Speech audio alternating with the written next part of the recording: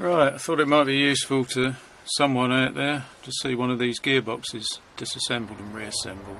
So I've already knocked the pins out of the case.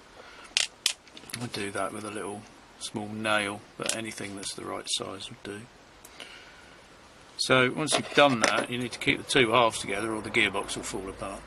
And then you can just take that off, keep the gearbox pointing down. Now if you're unlucky, as I've been there, the gear off the end of the motor spindle will actually fall off because that's not really held on at all. So that will be in there when I take this apart. That just goes back on. There's a flat on the motor shaft and that engages with the flat in the gear. So the first thing is to take that plate off, and then you've got three gears here which come out. It's a planetary gearbox like that, and that is the small little gear off the end of the motor spindle, so we'll take that out.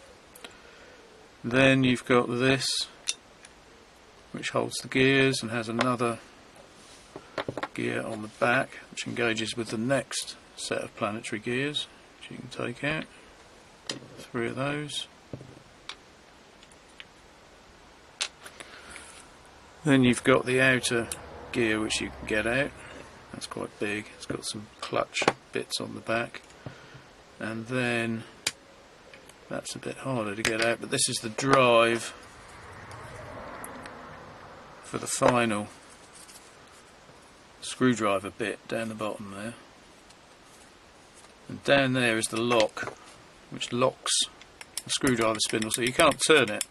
So you can use this as a normal screwdriver and that won't turn at all, but there's 6 little pins that you need to get out which go down next to the smooth surface, not the surface with a notch in it. I'll take those out.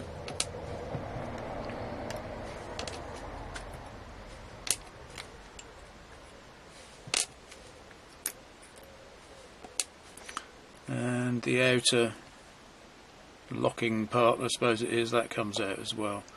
There's 3 more pins here which I think the outer gear runs on that, or that's to do with the clutch locking, I think. And that's it, that won't come out there, that's pressed on, I think.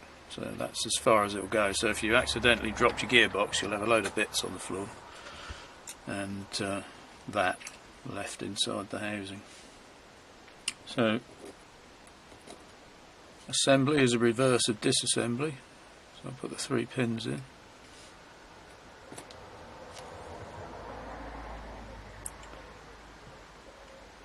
It's a bit fiddly. Tweezers are essential for this.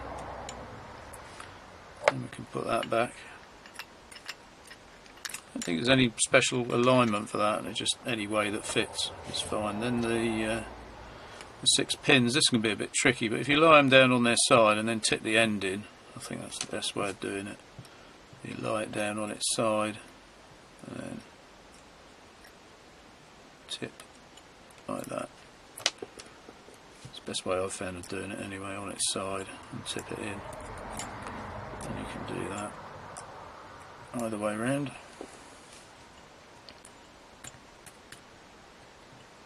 There you go, on your side, and tip it in. There we go. So we can put the drive in there, so this just goes on top. Use the other tweezers for that, they've got a bit more grip. And those fingers fit in the gaps with the slots. Right, we can now put the outer gear in, and then we can put these gear wheels in. I think you could probably grease this up a bit if you wanted. This is pretty dry. Not sure where this one came from. Oop. Turn that over and drop that down so the gear goes between those 3 wheels. Get in there. There you go. Almost there.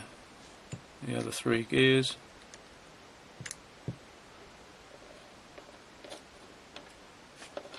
I always put them the same way up, not really sure why, I don't think it matters.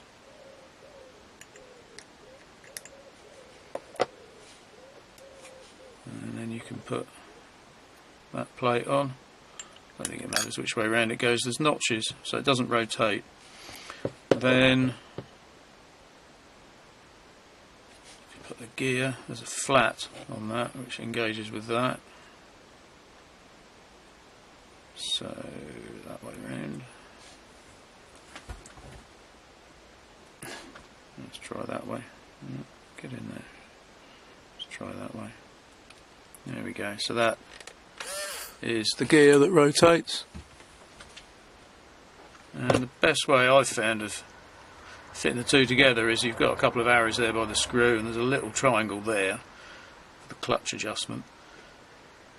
They should line up. And then it won't fit in because the gear isn't in the right position, but if you blip while pushing the two together gently, it will jump in, and then you can put your pins back in and you're done.